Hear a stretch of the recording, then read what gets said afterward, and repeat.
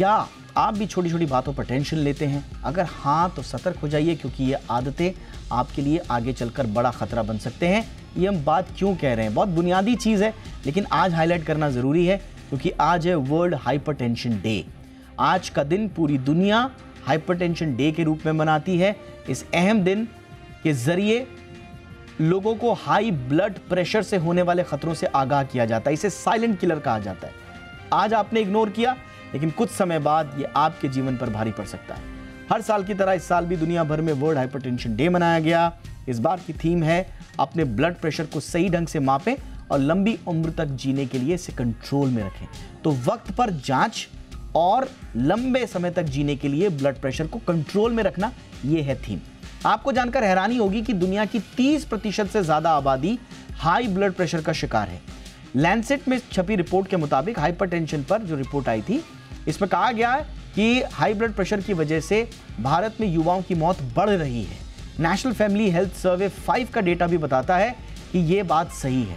इसके मुताबिक 24% पुरुष, 21% महिलाओं में हाई बीपी का प्रॉब्लम है। अब आसान भाषा में इसे समझें तो एग्जैक्टली क्या होता है ये भी समझ लीजिए। मेडिकल टर्म है हाइपरटेंशन। आमतौर पर हम और आप हाई बीपी जिसे कहते हैं, ये ऐसी सिचुएशन होती है जब खून का ज़्यादा दबाव नसों में बढ़ जाता है, या फिर जब आपका ब्लड प्रेशर का लेवल जो है वो 120/80 से ज़्यादा हो जाए। कई मानकों में इसे 140/90 भी कहा गया कि इससे ऊपर है, लेकिन 140/90 से ऊपर बिल्कुल भी नहीं होना चाहिए। वैसे नॉर्मल जो माना जाता है 120/80 माना जाता है। तो इस स्थिति के अगर आपका ब्लड प्रेशर है तो इसे हाइपरटेंशन कहा जाता है। जब ब्लड प्रेशर 180/120 हो जाए, ये लेवल पार कर ले, तो आप डेंजर जोन में चले जाते हैं। इसके दबाव से ब्लड वेसल्स को नुकसान पहुंचता है। हाई बीपी फिर हार्ट डिजीज की संभावनाएं बढ़ जाती हैं। पूरे शरीर पर इसका बुरा असर पड़ता है, दिल पर, आपकी किडनीज पर, बहुत सारे असर इसको देखने को मिलते हैं। तो कुल मिला के इस हाइपरटेंशन से बचने के लिए आपको हर हाल में अपनी लाइफस्टाइल में सुधार करना है। बहुत खास मेहमान इस वक्त हमारे साथ जुड़ रहे हैं आज के दिन पर। डॉक्टर अरुण के चोपड़ा जाने माने कार्डियोलॉजिस्ट हैं, फिलहाल फोर्टिस से जुड़े हुए हैं। डॉक्टर चोपड़ा, बहुत बहुत स्वागत sir. World hypertension day sir, कितना बड़ा खतरा है सर इसका, और जागरूकता के बावजूद क्या इसमें सुधार हो पाया है सर? ये देखिए, वर्ल्ड हाइपरटेंशन डे इसीलिए मनाया जाता है, ये 2005 से ये डेट डिसाइड हुई और ये इसलिए मनाया जाता है बिकॉज इसके बारे में साइलेंट किलर जो बोला जाता है वो इसीलिए है क्योंकि, एक सेकंड, ये मेरे डिस्टरबेंस हो रही है, सॉरी, मैं इसको स्विच ऑफ करता हूँ।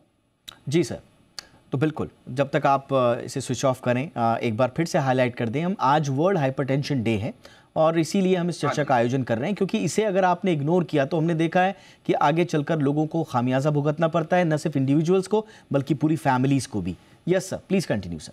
बिल्कुल, हाँ, सॉरी। ये एक्चुअली प्रॉब्लम क्या है कि इसमें सिम्टम कोई नहीं होता।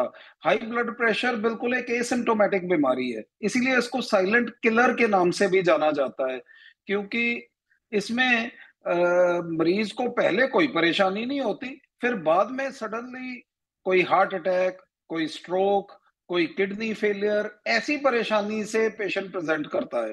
तो इसलिए ये वर्ल्ड हाइपरटेंशन डे अवेयरनेस पैदा करने के लिए है।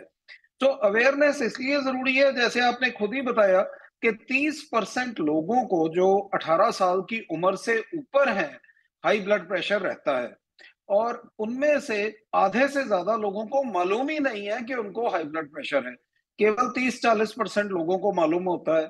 और इसलिए अगर हम टोटल पॉपुलेशन देखें तो उसमें से एट द मोस्ट 15% लोग हैं जिनका ब्लड प्रेशर कंट्रोल्ड है। ज्यादातर लोगों का ब्लड प्रेशर कंट्रोल्ड नहीं है और इसीलिए उनका रिस्क इतना ज्यादा है आगे चल के बीमारी के लिए। तो ये इम्पोर्टेंट बात है जिसके लिए कि वर्ल्ड हाइपरटेंशन डे का ये शुरू किया गया मुहिम, जिससे कि लोगों को अवेयरनेस हो कि हालांकि इसका कोई सिम्टम नहीं है, ये एक बहुत इंपॉर्टेंट बीमारी है और इसका सही इलाज होना चाहिए। बिल्कुल, और इसके बारे में बहुत सारी चीज़ें ऐसी भी हैं जिनको लोग कंफ्यूजन में रहते हैं, कुछ अपनी जानकारियां लेकर बैठ जाते हैं, उन जो भ्रम लेकर बैठ जाते हैं उनको दूर करने की कोशिश करेंगे। डॉक्टर चोपड़ा, एक बुनियादी जो भ्रांति होती है वो ये है कि सही जो नंबर्स हैं ब्लड प्रेशर के वो क्या हैं? कुछ लोग कहते हैं कि 140/90 ठीक है, कुछ लोग कहते हैं 120/80 होना ही चाहिए, और कुछ लोग इसे कहते हैं कि थोड़ा सा नीचे भी चला गया तो कोई दिक्कत नहीं है, अगर आपका 110/70 भी है तब तो और अच्छी बात है। तो सही क्या है सर, और कहाँ पर हमें अलार्म हो जाना चाहिए? हाँ जी, ये कंट्रोवर्सी रिसेंट टाइम्स में काफी हद तक बढ़ गई है। बहुत सालों से हमारा ब्लड प्रेशर का कट ऑफ 140/90 रहा है, और हम मानते हैं कि इसके नीचे अगर ब्लड प्रेशर रहे तो ठीक है, इससे ऊपर अगर जाए तो हमें मेडिसिन शुरू करनी चाहिए। तो वैसे अगर आप पूछिए कि आइडियल ब्लड प्रेशर क्या है, आइडियल ब्लड प्रेशर करीब 115/20/75 है। मगर ये तो आइडियल ऐसे ब्लड प्रेशर एक ऐसी चीज नहीं है जिसको हम बांध के रख सकते। ब्लड प्रेशर बढ़ता घटता रहता है। जैसे अगर आप बैठे हैं तो बीपी कम है, आप खड़े हो जाएंगे थोड़ा सा बढ़ जाएगा, आप चलेंगे और बढ़ जाएगा, आप स्टेयर्स चढ़ेंगे या एक्सरसाइज करेंगे और बढ़ जाएगा, अगर जैसे आपकी और मेरी आर्गुमेंट हो जाए तो और बढ़ जाएगा। तो ये कोई स्टेबल वैल्यू नहीं है, तो इसकी एक रेंज है, और ये जो रेंज है ये 100 से 140 ऊपर का बीपी और 60 से लेके 90 तक नीचे का। तो इसलिए अगर 130/85 है वो भी विद इन नॉर्मल लिमिट्स है, 110/70 है वो भी विद इन नॉर्मल लिमिट्स है। ओके। एंड जो यंग फीमेल्स हैं, स्पेशली 20 इयर्स की एज के नीचे, उनका बीपी ऑफन 100/60 90/60 इस रेंज में रहता है, वो भी नॉर्मल है, इसमें भी कोई अबनॉर्मलिटी नहीं है।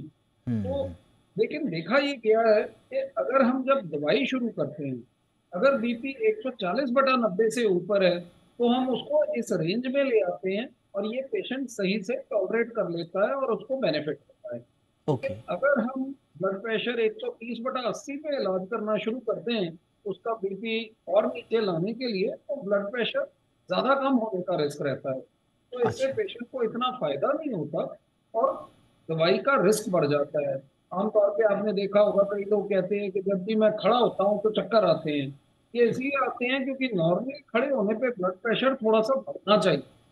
तो ओके। अगर ब्लड प्रेशर की दवाई थोड़ी ज्यादा हो तो पहला सिम्टम कई बार ये होता है कि खड़े होने पे चक्कर आते हैं या आंखों के आगे अंधेरा आता है। तो ये इसलिए होता है क्योंकि खड़े होने पे बीपी फॉल कर रहा है। ओके। तो इसलिए 140/90 के नीचे जनरली ब्लड प्रेशर की दवाई शुरू करने का फायदा नहीं होता। अच्छा, फायदा जी। होता है 140/90 से जब ऊपर है। तो ऊपर हो। इसलिए इंडियन गाइडलाइंस के हिसाब से जो ब्लड प्रेशर का कट ऑफ है वो 140/90 है। ओके। डिफरेंट कंट्रीज की डिफरेंट गाइडलाइंस हैं। ठीक sir. International society of hypertension की भी 140/90 ही कट ऑफ है। यूएसए में 130/85 मानते हैं, पर इलाज आमतौर पे उसमें भी 140/90 के ऊपर ही शुरू किया जी जाता सर। है, जी। अनलेस कोई साथ में और बीमारी हो, जैसे ओके। कि शुगर है या हार्ट की बीमारी है, जी। तब जल्दी दवाई सोच सकते हैं। अच्छा, दवा को लेकर एक चीज़ और है सर, कई लोग हमने देखा है कि ब्लड प्रेशर की दवा जब वो शुरू कर देते हैं, 140 से ऊपर है और 90 से ऊपर है, तो वो दवा शुरू कर देते हैं, डॉक्टर्स उनको दवा में डाल देते हैं, और वो दवाई खाते खाते उनका ब्लड प्रेशर नॉर्मल आ जाता है। नॉर्मल का मतलब कि 130/80 120/80 85 पे रहता है। तो कब उनको ऐसा लगना चाहिए कि उनको दवा बंद कर देनी है, या ये दवा फिर जिंदगी भर खानी है सर? देखिए, प्रैक्टिकली तो ये दवा जिंदगी भर खानी होती है। ओके। अगर आपका मतलब, अगर आप सपोजिंग हर तरह से परहेज करें, सपोजिंग आप डाइट में भी कंट्रोल करें, अगर वेट बंदे का ज्यादा है वेट भी आप कम कर लेते हो, अगर आपकी एक्सरसाइज बिल्कुल नहीं है आप एक्सरसाइज करते हो, अगर कोई जैसे स्मोकिंग ड्रिंकिंग ज्यादा सॉल्ट खाना ऐसी हैबिट्स है उसको भी आपने चेंज कर लिया, तो भी आप पूरा जोर लगा के अपना ब्लड प्रेशर 10-12 पॉइंट से ज्यादा कम भी कर सकते हो। तो ओके। इसलिए अगर आपका BP let's say mildly elevated है, जैसे 150-90 के रेंज में है, तो आप इन सब परहेजों से उसको नॉर्मल रेंज में ला सकते हो 140/90 के नीचे। लेकिन अगर आपका बीपी 160/95 के ऊपर है, तो आप ये समझ लो कि आप ये सारे परहेज से भी 10-15 मिलीमीटर से ज्यादा पॉसिबल नहीं है ब्लड प्रेशर रिड्यूस कर पाना। एंड बहुत ज्यादा देर ये परहेज नहीं चलते। आमतौर पे आप देखोगे 6 महीने साल लोग बहुत परहेज करते हैं, फिर धीरे धीरे पुरानी आदतें शुरू हो जाती हैं, परहेज कम हो जाता है, जी। वेट वापस से बढ़ना शुरू हो जाता है। तो इसलिए लॉन्ग टर्म में सिर्फ अगर आपका बीपी आइडियल लेवल से 5-10 मिलीमीटर ज्यादा है, यानी कि 150 90 95 के बीच में है, तो पॉसिबल है दवाई बंद कर पाना। अगर इससे ऊपर है ब्लड प्रेशर आपका रेगुलरली, तो दवाई बंद नहीं हो पाएगी। Long term practically life long दवाई लेनी पड़ेगी। अच्छा सर, अब एक दवाई को लेकर जो सबसे बड़ी बात है, और मुझे लगता है कि हाइपरटेंशन के मरीजों का सबसे बड़ा ये एक एक दवा शुरू नहीं करने का या डॉक्टर के पास नहीं जाने का एक बहुत बड़ा कारण भी है, एक भ्रांति है या सच्चाई है, आप बताएं। वो ये कि दवा अगर एक बार शुरू हो गई और वो लॉन्ग टर्म तक आपको खानी पड़ रही है, तो उसका किडनीज पर असर पड़ता है, उसका आपके गुर्दे पर असर पड़ेगा, आपके दूसरे वाइटल्स पर असर पड़ता है। ये कितना सच है सर? देखिए, अगर हम ब्लड प्रेशर का इलाज नहीं करते हम्म। तो डेफिनेटली किडनी पे असर पड़ता है, हम्म। इसमें तो कोई शक नहीं है। बिल्कुल। बाकी जो ब्लड प्रेशर की दवाइयां हैं, उनके डिफरेंट ऑर्गन से मेटाबॉलिज्म है। कुछ ग्रुप्स हैं जो किडनी के थ्रू एक्सक्रीट होते हैं, जो किडनी के थ्रू शरीर उनको अपने बॉडी में से बाहर निकालता है, तो उनका किडनी पे थोड़ा असर हो सकता है। पर उसके लिए भी हम रेगुलर चेकअप करते हैं, हम पेशेंट्स को फॉलो अप करते हैं, 6 महीने साल में एक बार ब्लड टेस्ट एडवाइस करते हैं। बट आप ये मान लीजिए कि अगर हम दवाई नहीं देंगे और ब्लड प्रेशर अनट्रीटेड रहता है, तो उसका ना सिर्फ किडनीज पे, हार्ट पे, ब्रेन पे, बाकी शरीर के ब्लड वेसल्स पे, सब पे असर होता है। एंड जो आप मानो कि जितनी भी, अगर हम ना एक global burden of disease study आती है जो हम्म। हर साल अपना डेटा देते हैं कि जो लोग बीमार हो रहे हैं या जो लोगों की डेथ हो रही है, उनके कारण क्या है। तो उसमें अगर आप देखो तो हर साल जो हाई ब्लड प्रेशर है वो तकरीबन नंबर 1 कॉज होता है डिजीज का और डेथ का वर्ल्ड वाइड। तो ये दो चीजें हैं, बिल्कुल हाई सर। ब्लड प्रेशर और सिगरेट स्मोकिंग। ये एब्सोल्युटली। दोनों फर्स्ट सेकंड होती हैं हर साल। और फीमेल्स में हाई ब्लड प्रेशर होता है, मेल्स में हाई ब्लड प्रेशर और टोबैको के बीच में घूमता है। बिल्कुल sir. But these are the most important causes of death worldwide. बिल्कुल तो सर। इसलिए एक। अगर हम यस इलाज सर। नहीं करेंगे तो दैट तो इज ज्यादा खतरा डेफिनेटली है। Much worse. तो यानी कि लॉन्ग टर्म दवा से हो सकता है कि कुछ सीमित मात्रा में किडनी पर उसका असर पड़ रहा हो, लेकिन वो आपके डॉक्टर्स बताएंगे कि वो आपके लिए बिल्कुल खतरा है या नहीं। और अगर डॉक्टर्स को लग रहा होगा आपकी रिपोर्ट्स देखने के बाद कि कुछ किडनीज में कुछ असर पड़ रहा है, तो दवा चेंज कर सकते हैं, आपका इलाज में कुछ तब्दीली आ सकती हैं। लेकिन इसके बिल्कुल। लिए इस भ्रांति में दवा ही नहीं खाना, ये थोड़ा सा ये गलत धारणा है। एक बिल्कुल। और जो धारणा है सर इसको हाँ जुड़ी जी। हुई, वो ये है कि लॉन्ग टर्म में अगर हम दवा खाएंगे तो ब्लड प्रेशर हमारा कंट्रोल में रहे ना रहे, खाने पीने पे रेस्ट्रिक्शंस हो जाएंगे साहब, हम पार्टीज नहीं कर सकते, हम ये नहीं खा सकते, वो नहीं खा सकते, तो छोड़ो, ब्लड प्रेशर बढ़ा रहने दो, कम से कम जीवन में पार्टी तो चलती रहेंगी, थोड़ा खाना पीना अच्छा तो खाया जा सकेगा। ये भी एक बहुत बड़ी भ्रांति है सर, जिसकी वजह से लोग डॉक्टर के पास जाते नहीं। ट्रू। ये एक्चुअली ना मैं आपको वही बताने लगा था, होता क्या है, लोग एक बार ब्लड प्रेशर के लिए आ जाते हैं, शुगर के लिए वो दवाई शुरू करते हैं, 3 महीने दवाई रेगुलर खाते हैं, परहेज रेगुलर करते हैं, वेट लॉस कर लेते हैं, सैर वैर कुछ एक्सरसाइज शुरू कर लेते हैं, तो पैरामीटर्स इंप्रूव होने शुरू हो जाते हैं, वजन कम हो जाता है, ब्लड प्रेशर बेटर हो जाता है, शुगर अगर हो वो कंट्रोल में आ जाती है या आनी शुरू हो जाती है। इस स्टेज पे लोगों को लगता है कि अब सब ठीक हो गया, अब हॉस्पिटल जाने की जरूरत नहीं है, और धीरे धीरे वो दवाई भी छोड़ देते हैं या कम कर देते हैं। आमतौर पे जिन लोगों के साथ उनका मिलना जुलना है, उनसे राय लेके वो दवाइयाँ बदल लेते हैं, बहुत बार बंद भी कर देते हैं, देसी नुस्खे शुरू कर लेते हैं। और फिर होता क्या है कि साल 2 साल के बाद वो फिर हमारे पास वापस आते हैं कि जी अब कोई और प्रॉब्लम शुरू हो गई। तो वो नेचुरली जो ब्लड प्रेशर साल पहले था, अब उससे भी कई बार ज्यादा बड़ा होता है। जैसे मैं आपको बता रहा था कि आधे से ज्यादा लोगों को तो पहले मालूम ही नहीं है कि बीपी है।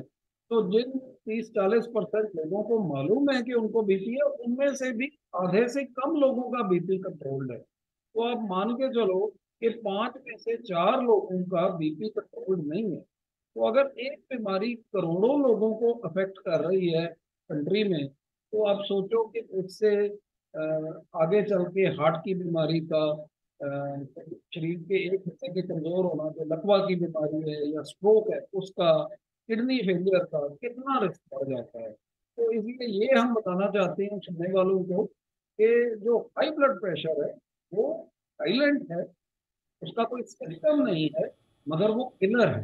बिल्कुल। उसको हमें इग्नोर नहीं करना चाहिए। हर एडल्ट को 18 साल से ऊपर नौजवान को लड़की को पता होना चाहिए कि उसका ब्लड प्रेशर, उसका शुगर, यस सर। उसका अच्छा, weight, I am sorry sir, मैं आपको इंटरप्ट कर रहा हूँ, मेरे पास वक्त की बहुत कमी है।